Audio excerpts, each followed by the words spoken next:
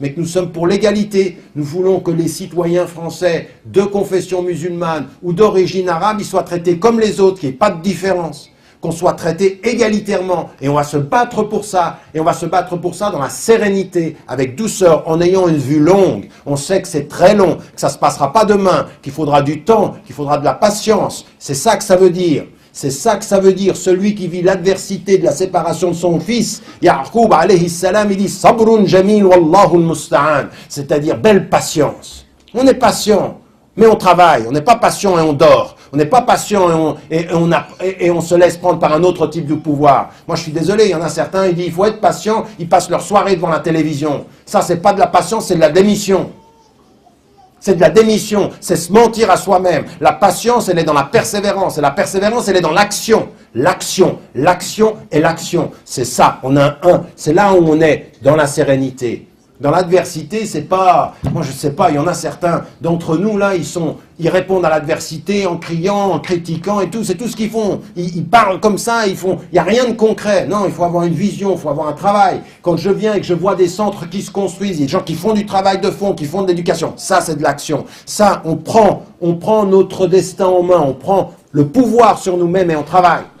Ça, c'est ce qu'on attend de vous. C'est ce qu'on attend de chacun d'entre vous. Là où vous êtes, posez-vous la question simple. Qu'est-ce qui a le pouvoir sur votre être? Puis ensuite, vous travaillez. Cette action-là est importante, avec une vision, surtout une vision. Savoir ce que l'on veut donner à la France. Qu'est-ce que vous voulez apporter à ce pays? Qu'est-ce que vous avez envie de faire de votre pays? Parce que vous le vouliez ou non pour certains d'entre vous, c'est votre pays. C'est là où seront vos enfants. C'est là où seront éduqués. C'est là où vous allez rester. C'est même là où vous allez être enterrés pour la majorité d'entre vous. Et donc maintenant, qu'est-ce qu'il faut faire? Comment on travaille? Qu'est-ce qu'on fait? Eh bien, on dépasse cette adversité superficielle et on a la vue longue. Et on a la vue longue et on détermine un travail qu'on a à faire. Un, sur l'éducation spirituelle. Ce que je viens de dire, tout ce que j'ai dit au début de cette rencontre. Deux, sur l'éducation intellectuelle, parce que c'est très important de pouvoir répondre. Quand quelqu'un vous attaque avec le verbe, la violence de son attaque verbale doit trouver la douceur de votre rapport au verbe. Très doux. Tu m'attaques, tiens, voilà ma réponse. Ça se travaille. Ça se travaille. Et si vous n'arrivez pas à le faire, il faut que vous ayez quelqu'un dans vos organisations qui puisse le faire pour vous. Pourquoi Allah SWT a envoyé avec Moussa Haroun, alayhi salam? Pourquoi? Parce que Moussa, il avait un problème d'élocution, donc il a mis son frère. Et nous, dans une organisation, c'est ça, il faut trouver les bonnes personnes. La bonne personne pour faire le bon travail.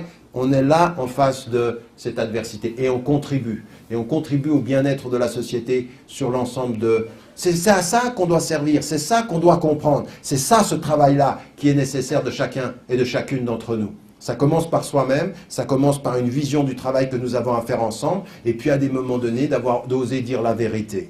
D'oser dire la vérité. D'oser dire, par exemple, qu'il y a certaines façons de traiter les gens, de tutoyer les gens, de les maltraiter au niveau de la police, de les maltraiter au niveau des frontières, de tutoyer les gens d'une façon... Non, on dit non. Non. Très sereinement, sans s'énerver. On ne parle pas aux gens comme ça. On ne traite pas les gens comme ça. Et puis sur le plan international, on est, nous, du côté de tous les opprimés. Et on ose le dire. Et si vous n'osez pas le dire, ça veut dire que ce qui a le pouvoir sur vous, c'est que vous êtes devenus des peureux. C'est qu'en fait, vous craignez les hommes. Donc l'intershawhum warshawni, il n'est pas dans le cœur. Et s'il n'est pas dans le cœur, c'est que moi, je ne sais pas, je dis à un moment donné, on vient vers moi, on me dit, il ne faut pas parler de ce sujet. Et il faut se désaliéner. Je dis tout le temps, moi, maintenant, quand je suis invité à certains endroits, je veux dire en particulier en France, mais pas seulement, j'étais au Canada là maintenant, et je disais aux musulmans là-bas, je dis, mais vous savez quoi? Qu'est-ce que c'est que l'aliénation? C'est quand vous êtes invité à une conférence, et parfois je suis invité à une conférence par des musulmans, et puis qu'ils invitent des non-musulmans à la conférence, et pendant toute la conférence, ils m'écoutent et ils regardent le non-musulman. Et puis il se pousse comme ça, il dit, il aime bien. Je dis, mais tu penses à quoi, toi? C'est-à-dire qu'en fait, tu es content de mon discours parce qu'il plaît à celui qui est à côté. Mais tu es content par procuration. Il faut que les autres soient contents pour que tu sois content. Mais qu'est-ce que c'est que ton plaisir alors? Qu'est-ce que c'est? Qui tu es? Qui a le pouvoir sur toi? Son plaisir à lui, son contentement à lui. Et il est content, regarde. Et il y en a qui viennent à la fin de conférence, il m'a dit, tu sais, les non-musulmans, ils étaient très contents. Qu'est-ce que ça veut dire, ça? Mais vous comprenez ce que je suis en train de dire? Au fond, c'est la question de qui a le pouvoir sur votre tête et qui a le pouvoir sur vos appréciations. C'est ça, la vraie question. Alors qu'on ait des non-musulmans qui soient contents, alhamdulillah. Mais ce que le plus important, c'est qu'on ait un discours clair. C'est qu'on ait des principes clairs et qu'on ait une vue claire. On sache où on va. On se libère, on se renforce et avec calme, on résiste. Ça, c'est le djihad. Et on résiste et on transforme, on réforme. Et ça, c'est le pouvoir positif. C'est ça que ça veut dire. C'est